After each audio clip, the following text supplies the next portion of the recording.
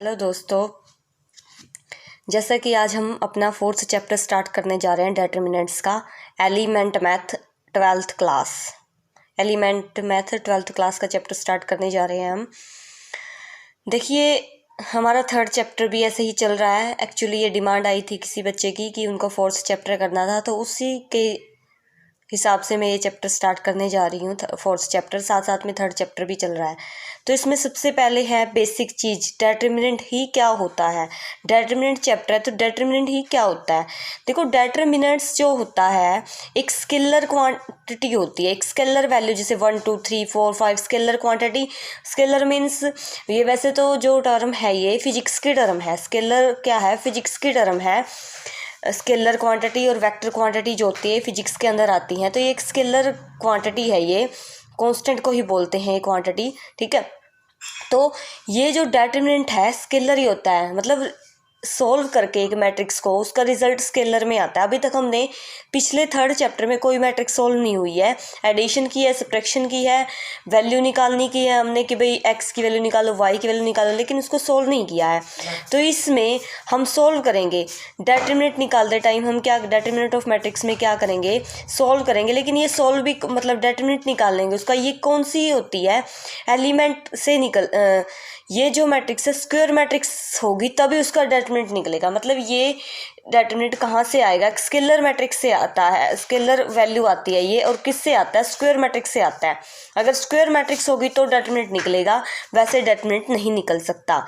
अब डिटरमिनेंट को आप डिनोट किससे करते हैं? या तो आप डेटे बोलते हो उसको, या फिर ये जो है ए डाल के जो भी कोई मतलब मैट्रिक्स हो, ए बी जो, और ये लगा देते हैं हम, ये लाइन लगा देते हैं, तो क्या कहलाता है? ये बार बोल सकते हो आप इसको, ये डिटरमिनेंट ए कहलाता है। डिटरमिनेंट ए या डिटरमिनेंट ऑफ मैट्रिक्स ए कहलाता है। या फिर ये भी नोटेशन होती है इसकी डिटरमिनेंट की।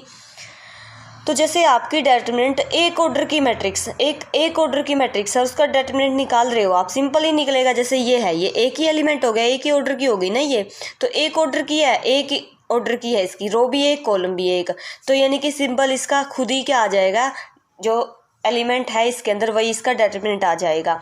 ऐसे अगर 2 ऑर्डर की है तो 2 ऑर्डर की का जो 2 ऑर्डर की मैट्रिक्स अगर है उसका डिटरमिनेंट भी क्या आएगा? 2 ऑर्डर का आएगा। उसका डिटरमिनेंट भी क्या आएगा? सोल्व करोगे जब 2 ऑर्डर का आएगा। देखो, अगर हम सोल्व करके देखते हैं 2 ऑर्डर की डिटरमिनेंट्स को कैसे सोल्व होती है। एक पूरा ये मेथड भी है सोल्व करने का, लेकिन आपको इतना डिटेल में जाने की जरूरत नहीं है। अगर कोई बच्चा समझना चाहता है तो मैं उसको बता भी दूंगी कि कैसे आएगा ये। वैसे सिंपल मेथड है। मान लो ये 2 ऑर्डर की मैट्रिक्स है, 2 इसके अंदर रो है और 2 इसके अंदर कॉलम है, तो आप इसको कैसे सोल्व करोगे? पहले तो आप इसको डिटरमिनेंट की फॉर्म में लेके आओगे, ऐसे ये डिटरमिनेंट की फॉर्म होती है। तो फिर क्या करोगे? क्रॉस मल्टीप्लिकेशन करोगे, आर पार गुणा जिसको बोलते हैं। पहले इसकी गुणा करोगे, पहले यहाँ से ये वाली गुणा करोगे ए की डी के साथ, फिर माइनस करोगे, माइनस जरूर लगेगा बीच में निशान। 2 ऑर्डर की मैट्रिक्स में 3 ऑर्डर का अलग तरीके से होगा, ये 2 ऑर्डर का है, माइनस BC, फिर इसकी करोगे क्रॉस मल्टीप्लाई और बीच में माइनस का निशान होगा। तो ऐसे आप 2 ऑर्डर की मैट्रिक्स को आप उसका डिटरमिनेंट निकाल सकते हो। जैसे हमारे पास एक क्वेश्चन है, 2 ऑर्डर की ही निकालनी है आपने। क्या क्वेश्चन है? डिटरमिनेंट है 2 ऑर्डर की मैट्रिक्स का, एलिमेंट कौन है?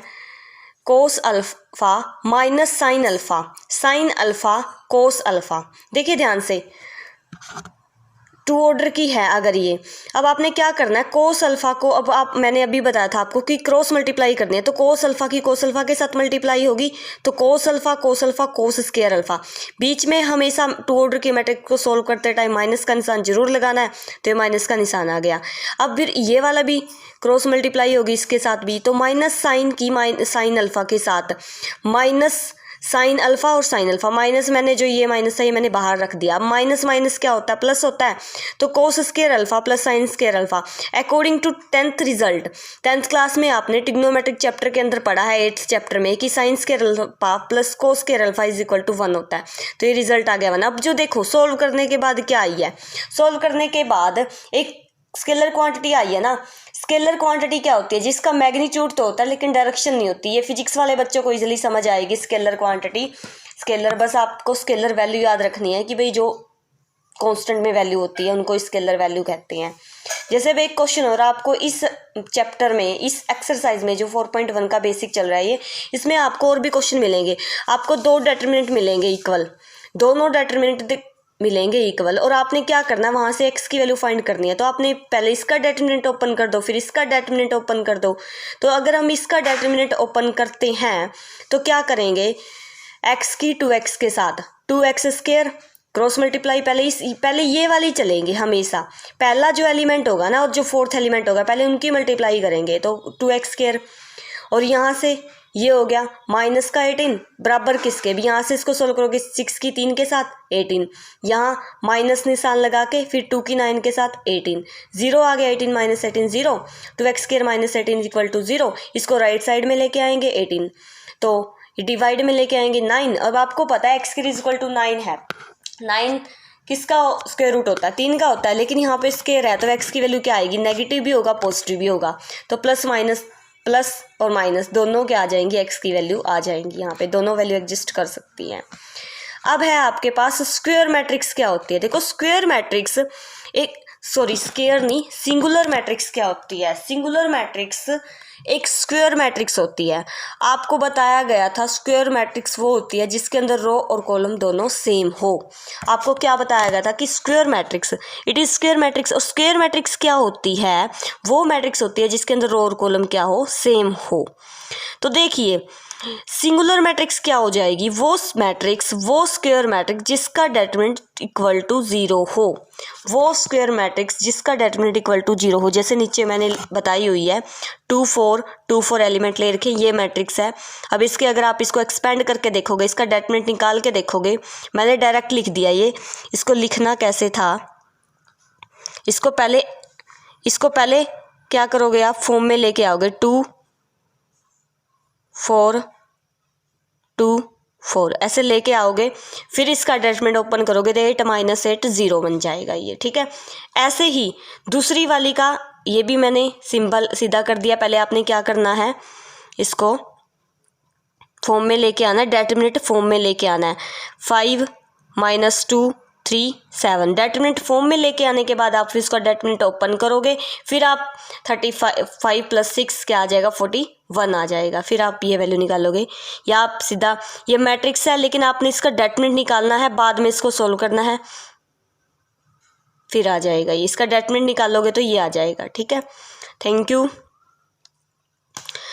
आज के लिए इतना ही। आगे मैं कल आपको करवाऊंगी थर्ड ऑर्डर की मैट्रिक्स को कैसे सॉल्व करते हैं, उसका मतलब कैसे उससे वैल्यू निकालते हैं। आज के लिए इतना ही, धन्यवाद। आई होप कि आपको समझ